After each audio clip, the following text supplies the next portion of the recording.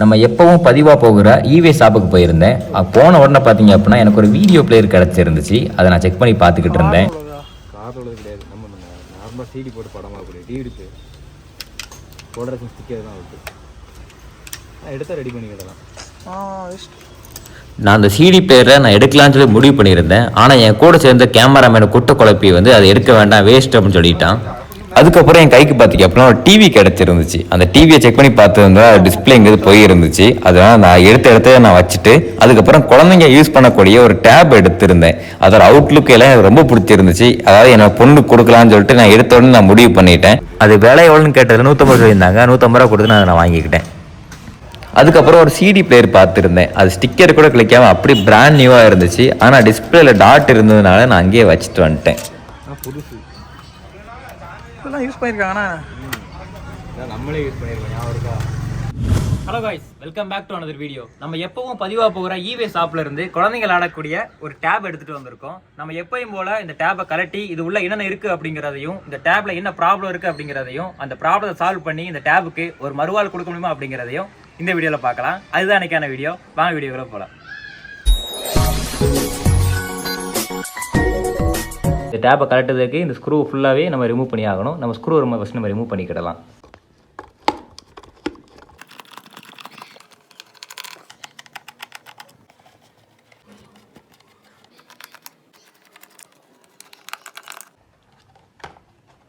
ஃபுல்லாக ஸ்ட்ரிப்பாக தான் கொடுத்துருக்கானுங்க. நம்ம டேபோட பேனல் ஓப்பன் பண்ணியாச்சு. இதில் உள்ளே பார்த்தீங்க அப்படின்னா ஒரு மதர் போர்டு, ஒரு ஸ்பீக்கரு, ஒரு பேட்டரி கொடுத்துருக்காங்க. மதர் போர்டில் இருக்க ஸ்க்ரூவை நம்ம ஃபஸ்ட் நம்ம ரிமூவ் பண்ணிவிட்டு மதர் போர்டு நம்ம வெளியே எடுத்துக்கிடலாம்.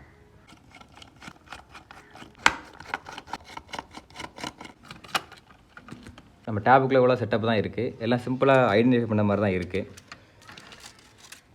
இது வந்து இந்த கனெக்டர் வந்து மைக்குள்ளே கனெக்டர். அது நம்ம டிஸ்கனெக்ட் பண்ணி விட்டுக்கிடுவோம். இது வந்து நம்ம டிஸ்பிளேக்குள்ளது, அதாவது நம்ம எல்சிடிக்குள்ளது, அதே டிஸ்கனெக்ட் பண்ணி விட்டுருவோம். இது வந்து ஃப்ரண்ட் கேமரா. இதில் வந்து ஒரே ஒரு கேமரா தான் கொடுத்துருக்கானுங்க. ஃப்ரண்ட்டில் பார்த்தா தெரியும். அதே நம்ம டிஸ்கனெக்ட் பண்ணி விட்டுருவோம். டச்சுக்குள்ள ஸ்ட்ரிப் இது, அதே ரிமூவ் பண்ணி விட்டுருவோம். இது வந்து நம்ம பவர் பட்டன், வால்யூம் பட்டன் அதுக்குள்ளே கனெக்டர். இது அதையும் ஃபஸ்ட் நம்ம ரிமூவ் பண்ணிக்கிடுவோம். அப்புறம் நம்ம பேட்டரிக்குள்ளே கனெக்டர் நம்ம ரிமூவ் பண்ணிடுவோம். இது வந்து ஸ்பீக்கருக்குள்ளே கனெக்ட் ஆகுது. இது வந்து ஒய்ஃபை இல்லை அப்படின்னா ப்ளூடூத்துக்குள்ளே ஆண்டனா இருக்க வாய்ப்பு இருக்குது. அது ஸ்டிக்கர் மாதிரி ஒட்டியிருக்கானுங்க. அதையும் ரிமூவ் பண்ணிக்கிறோம். இவ்வளோதான் நம்ம மதர் போர்டு. நம்ம மல்டிமீட்டர் வச்சு எப்பயும் செக் பண்ணுறப்ப நம்ம செக் பண்ணிக்கிடுவோம். எடுத்துகிட்டு வந்தோடனே இந்த டேப்பை கொஞ்சம் சார்ஜ் போட்டு பார்த்துருந்தேன். ஆனால் சார்ஜ் வந்து பிக்கப் ஆகலை. காரணம் என்ன அப்படின்னு பார்த்தாலே தெரியும். சார்ஜிங் பின்னுங்கிறது உடஞ்சிருக்கு. அதுவும் இல்லாமல் நல்ல தேஞ்சு வேறு இருக்குது. கண்டிப்பாக சார்ஜிங் பின் மாற்றி தான் ஆகணும். பேட்டரியும் ஊதியிருக்க மாதிரி தான் தெரியுது. பேட்டரி வோல்டேஜ் செக் பண்ணதுக்கு நம்ம டிசியில் 20 வோல்ட் நம்ம செட் பண்ணிக்கிடுவோம். பேட்டரியில் கம்ப்ளீட்டாக சார்ஜ் இல்லை போல் இருக்குது. இது ரொம்ப மாதமாக ஆஃபில் கிடந்ததுனால 0 வோல்ட்லேயே இருக்குது. நம்ம கொஞ்சம் பூஸ்ட் பண்ணி பார்ப்போம். இல்லை அப்படின்னா நம்ம வேறு பேட்டரி மாற்றிக்கிடுவோம். ஓகே, அதே நேரத்தில் நம்ம டேபோட மதர் போர்டை நம்ம கடைக்கு எடுத்துகிட்டு வந்தாச்சு. எதனால் அப்படின்னா நம்ம சார்ஜிங் பின்னு மாற்றதுக்காக. அதுக்கு முன்னால் சார்ஜிங் பின்னு தான் ப்ராப்ளமா அப்படிங்கிறதுக்காக அந்த பின்னில் நான் கேபிளை கனெக்ட் பண்ணிவிட்டு சார்ஜிங் பின்னில் இருக்க பின்னாடி இருக்க பின்ஸில் நான் மல்டிமீட்டரை வச்சு நான் செக் பண்ணி பார்த்துருந்தேன். எந்த வோல்ட்டும் வரல. அப்போ சார்ஜிங் பின்னு தான் ப்ராப்ளம் அப்படின்னு சொல்லிட்டு நம்ம கன்ஃபார்ம் பண்ணி எடுத்துக்கிடலாம்.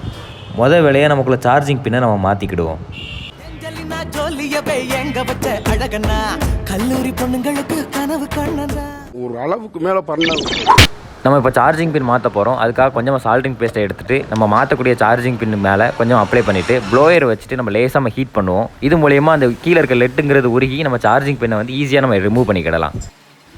ஓகே, நமக்குள்ள பழைய சார்ஜிங் பின்னை சூப்பராக நம்ம ஹீட் பண்ணி ரிமூவ் பண்ணியாச்சு. இப்போ நம்ம என்ன பண்ண போகிறோம் அப்படின்னா சால்ட்ரிங் விக்கு யூஸ் பண்ணிவிட்டு அதில் இருந்த பழைய லெட்டை ஃபுல்லாக நம்ம ரிமூவ் பண்ணிக்கிடுவோம்.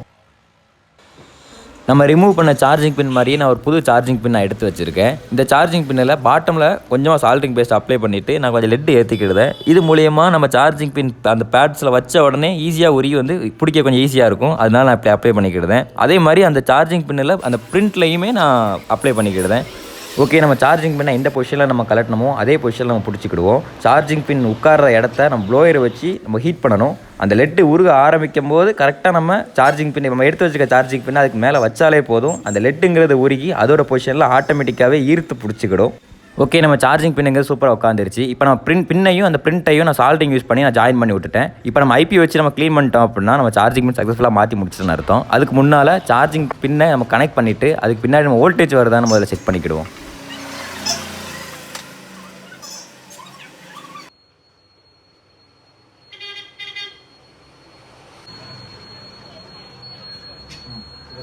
மல்டிமீட்டர் பார்த்தாலும் தெரியும் அதில் 4.7 வோல்ட் ஜென்ரேட் ஆகுது. இது கிட்டத்தட்ட 5 வோல்ட் தான். அப்போ நம்ம சார்ஜிங் பண்ணி சக்ஸஸ்ஃபுல்லாக நம்ம மாற்றி முடிச்சிட்டோன்னு அர்த்தம்.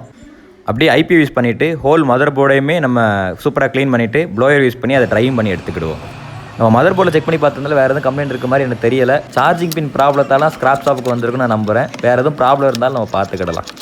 நம்ம டேபில் உள்ள பேட்டரியை கழிச்சு செக் பண்ணி பார்த்துருந்தேன். அதோட கண்டிஷனுங்கிறது ரொம்ப வீக்காக இருக்குது. இந்த பேட்டரியை மறுபடியும் நம்ம போட்டோம் அப்படின்னா சார்ஜிங்கிறது சுத்தமாக நிற்காது. இப்போ டிசி பவர் சப்ளை மூலிமா பேட்டரி பூஸ்ட் பண்ணி பார்த்துருந்தேன், பூஸ்ட்டே ஆகலை. நான் இந்த மாதிரி பேட்டரி வளைச்சி பார்க்க வைக்கிங்களா, இந்த மாதிரி யாரும் பார்க்க வேண்டாம், யாரும் ட்ரை பண்ணி பார்க்க வேண்டாம், எக்ஸ்ப்ளோட் ஆகிறதுக்கு வாய்ப்பு இருக்குது. நமக்கு அந்த பேட்டரியில் தேவை வந்து பிஎம்எஸ் போர்டு மட்டும்தான். அந்த பிஎம்எஸ் போர்டை மட்டும் அதை நான் சால்டிங் பேஸ்ட்டை யூஸ் பண்ணிட்டு லெட்டை ஏற்றிட்டு அந்த பிஎம்எஸ் போர்டை மட்டும் தனியாக கழட்டி எடுத்துக்கிட்டேன். நம்ம பேட்டரியோட பிஎம்எஸ் போர்டை நான் ஐபிஐ வச்சு லேசாக நான் க்ளீன் பண்ணி எடுத்துக்கிட்டேன். அதுக்கப்புறம் இன்னொரு ரெட்மிக்குள்ள பேட்டரி எடுத்துக்கிட்டேன். இது ஒரிஜினல் பேட்டரி தான். இதில் உள்ள பிஎம்எஸ் போர்டை ரிமூவ் பண்ணிவிட்டு நம்ம டேப்லேருந்து கரெக்டான பிஎம்எஸ் போர்டை இல்லை நான் சால்ட்ரிங் பண்ணி நான் ஜாயின் பண்ண போகிறேன். இந்த மாதிரி நம்ம சால்ட்ரிங் பண்ணும்போது கொஞ்சம் கவனமாக இருக்கணும். சப்போஸ் சால்ட்ரிங் பிட்டுங்கிறது பேட்டரியில் பட்டுச்சு அப்படின்னா கண்டிப்பாக ஃபயர் ஆயிரும். அதனால் கொஞ்சம் சேஃப்டியாக தான் ஹேண்டில் பண்ண மாதிரி தான் இருக்கும். அந்த பேட்டரியிலே பார்த்திங்க அப்படின்னா ப்ளஸ் மைனஸ் இண்டிகேஷன் இருக்கும். அது போக பிஎம்எஸ் போர்ட்லேயும் ப்ளஸ் மைனஸ் இண்டிகேஷன் இருக்கும். அதை பார்த்து நம்ம கரெக்டாக நம்ம ப்ளஸ் அண்ட் மைனஸை வச்சு நம்ம சால்ட்ரிங் பண்ணி நம்ம எடுத்துக்கிடுவோம். நம்ம எடுத்து வச்ச பேட்டரி டெர்மினல் பிஎம்எஸ் போர்டில் இருந்து அளவு வந்து கொஞ்சம் சின்னதாக இருக்கிறதுனால நான் ஒயர் மூலியமாக சால்டிங் பண்ணி நான் எக்ஸ்டெண்ட் பண்ணிக்கிட்டேன். அதுக்கப்புறம் அந்த டெர்மினல் வந்து பிஎம்எஸ் போர்டில் ஷார்ட் ஆகாமல் இருக்கிறதுக்காக நான் டேப் யூஸ் பண்ணி அதை நான் இன்சுலேட் பண்ணிக்கிட்டேன்.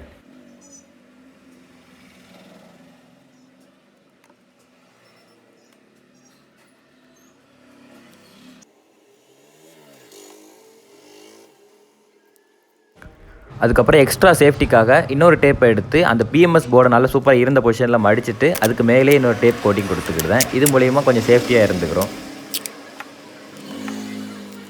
அதுக்கப்புறம் மல்டிமீட்டரை வச்சு பேட்டரி டெர்மினலில் வோல்டேஜ் ஜென்ரேட் ஆகுதான்னு செக் பண்ணி பார்த்துருந்தேன். வோல்டேஜ் ஜென்ரேட் ஆகுது. அதுவும் இல்லாமல் இது ஒரிஜினல் எம்ஐ பேட்டரிங்கிறதுனால அந்த டேப்லேருந்து வந்த பேட்டரியை விட இது பேட்டரிங்கிறது கொஞ்சம் எக்ஸ்ட்ராவே சார்ஜ் நிற்கும். அதுக்கப்புறம் நம்ம ரெடி பண்ண பேட்டரியை மதர் போர்டில் கனெக்ட் பண்ணிவிட்டு சார்ஜ் போட்டு செக் பண்ணி பார்த்துருந்தேன். மீட்டரில் கரெக்டான ஆம்ஸ் எடுத்துச்சு. அப்போ வந்து வேலை முடிஞ்சிச்சுன்னு அர்த்தம். அந்த பேட்டரி கொஞ்சம் நேரம் சார்ஜ் ஏறட்டும். அதுக்கப்புறம் நம்ம அசம்பிள் பண்ண ஸ்டார்ட் பண்ணிடுவோம். பேட்டரி நகராமல் ஹோல்டு பண்ணுறதுக்காக ஒரு ஸ்பாஞ்ச் மாதிரி கொடுத்துருக்காங்க. அந்த ஸ்பாஞ்சை எடுத்து நம்ம மாட்டின பேட்டரியில் வச்சுட்டு பேட்டரி இருந்த பொசிஷனில் வச்சுட்டு அதுக்கு மேலே இருக்க நம்ம லாக்கை வச்சுட்டு அதுக்கப்புறம் ஸ்க்ரூ பண்ணிடுவோம். ஓகே, நம்ம ஸ்க்ரூ பண்ணி முடிச்சாச்சு. அந்த கார்டை போட்டுட்டு இப்போ நான் பேட்டரி நான் லேசாக அசைச்சு பார்த்துருந்தேன். க்ளீனாக இருந்துச்சு, எந்த ஒரு ஷேக்கிங்குமே இல்லை. இப்போ நம்ம மதர் போர்டை அதோட பொசிஷனில் வச்சுட்டு மதர் போர்டுக்கு உண்டான ஸ்க்ரூவையும் நம்ம போட்டு டைட் பண்ணிடுவோம். ஓகே, நம்ம மதர் போர்ட் ஸ்க்ரூவையும் போட்டாச்சு. இப்போ நம்ம கலட்டின எல்லா ஸ்ட்ரிப்பையும் அதோட பொசிஷனில் நம்ம மாட்டிக்கிடுவோம். ஃபர்ஸ்ட் பார்த்திங்க அப்படின்னா டிஸ்பிளே செட் பண்ண மாட்டி விட்டுட்டேன். அதுக்கப்புறம் ஃப்ரண்ட் கேமராவில் உள்ள ஸ்ட்ரிப், அதுக்கப்புறம் நம்ம டச்சுக்குள்ள கனெக்டரையும், அது போக நம்ம கண்ட்ரோல் கீழே உள்ள கனெக்டரையும், பேட்டரிக்குள்ள கனெக்டரையும், மைக்குக்குள்ள கனெக்டரையும், ஸ்பீக்கருக்குள்ள கனெக்டரையும் நம்ம இருந்த மாதிரியே நம்ம மாட்டி எடுத்துக்கிடுவோம். அப்புறம் பேக் பேனலை போட்டுட்டு இருந்த ஸ்க்ரூவை அது ஃபுல்லாக நம்ம போட்டு நம்ம டைட் பண்ணிக்கிடுவோம். ஓகே, நம்ம பேக் பேனலில் இருந்த பொசிஷனில் நம்ம மாட்டியாச்சு. நம்ம ஆல்ரெடி கொஞ்சம் நேரம் சார்ஜ் போட்டதுனால இந்த பேட்டரியில் கொஞ்சம் சார்ஜ் இருக்குன்னு நினைக்கிறேன். நான் ஆன் பண்ணி பார்த்துருந்தேன், டேபும் ஆன் ஆயிருச்சு. இது ஆண்ட்ராய்டு டேப்லெட் போரில் இருக்குது. ஆனால் உள்ளே பார்த்தீங்க அப்படின்னா பாஸ்வேர்ட் லாக் கிடக்கு. நான் எனக்கு தெரிஞ்ச 1230000 அடிச்சு பார்த்தேன், ஆனால் ஓப்பன் ஆகலை. அதனால இது நம்ம வந்து ஹார்ட் ரீசெட் பண்ண போகிறோம். ஹார்ட் ரீசெட் பண்ணி அந்த பாஸ்வேர்டை வந்து ரிமூவ் பண்ண போகிறோம். அதுக்கு மொபைல் ஆஃப் பண்ணிவிட்டு வால்யூம் அப்பையும் பவரையும் சேர்த்து அமுக்கணும் அப்படின்னா ரெக்கவரி மெனு ஓப்பன் ஆகும். ரெக்கவரி மெனுக்குள்ளே போயிட்டு வைப்ரேட்டாக கொடுத்தோம் அப்படின்னா உள்ளே இருக்க டேட்டா ஃபுல்லாக கிளியர் ஆகி அந்த பாஸ்வேர்டும் ரிமூவ் ஆயிரும். ஓகே, நம்ம சக்ஸஸ்ஃபுல்லாக நம்ம டேட்டா வைப் பண்ணியாச்சு. இது வந்து பூட் ஆகிறதுக்கு கொஞ்சம் டைம் எடுக்கும். அதனால் அந்த போர்ஷனை மட்டும் நான் கட் பண்ணிட்டேன். இப்போ நம்ம செட்டப்லாம் முடிச்சுட்டு உள்ளே போயிட்டு பார்த்திங்க அப்படின்னா டேப் கடைசியாக நம்ம ஹோம் ஸ்க்ரீனுக்கே உள்ளே போயிடுச்சு. நான் டச் ஒர்க்காக செக் பண்ணி பார்த்துருந்தேன். டச்சில் ரொம்ப ஸ்மூத்தாக பெர்ஃபெக்டாக ஒர்க் ஆகிட்டு இருந்தது. ஆல்ரெடி ப்ரீ இன்ஸ்டால்டாக நிறைய கேம்ஸ்லாம் இருந்துச்சு.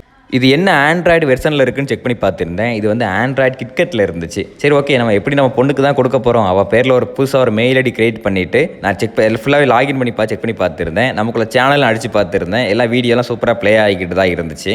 இந்த டேப்லெட்டை நல்லா பார்த்தா தெரியும், டிஸ்பிளேங்கிறது கொஞ்சம் உள்ளே தள்ளி இருக்கும். வெளியே வந்து ஒரு பம்பு மாதிரி கொடுத்துருந்துருப்பாங்க. என்ன அப்படின்னா குழந்தைங்க விளாண்டுக்கிட்டு இருக்கும்போது தூக்கி எரிஞ்சாலோ இல்லை அப்படின்னா தரையில் போட்டு தேய்ச்சாலோ டிஸ்பிளேங்கிறது டேமேஜ் ஆகாமல் இருக்கிறதுக்காக டிஸ்பிளேங்கிறது உள்ளே தள்ளி கொடுத்துருந்துருப்பாங்க. அது போக என்ன அப்படின்னா இதை நான் டிஸ்பிளே அந்த டச்சு செக் பண்ணி பார்த்துருந்தேன். டச்சுங்கிறது ரொம்ப ஸ்ட்ராங்காக இருந்துச்சு. அதுக்கப்புறம் வீட்டுக்கு கொண்டு வந்துட்டு நம்ம ஆரா கையில் கொடுத்து பார்த்துருந்தேன். அவளுக்கு செவ ஹாப்பியாக இருந்துச்சு.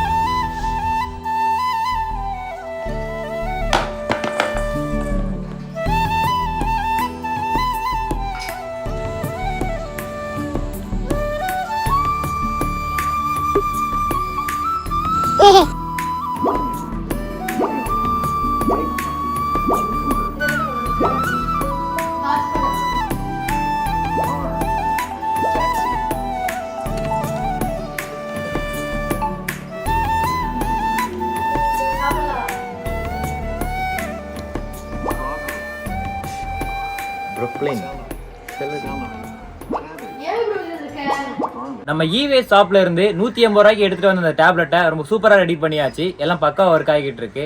யாரோ ஒருத்தர் வேண்டான்னு சொல்லி இந்த டேப்லெட்டை இரும்பு கடைக்கு போட்டு அதை நம்ம கையில மாட்டி இந்த டேப்லெட்டுக்கு ஒரு மறுவாள் கொடுத்து வச்சிருக்கோம். இதே மாதிரி அடுத்த ஒரு வீடியோல பாக்குறேன். தேங்க்ஸ் ஃபார் வாட்சிங்.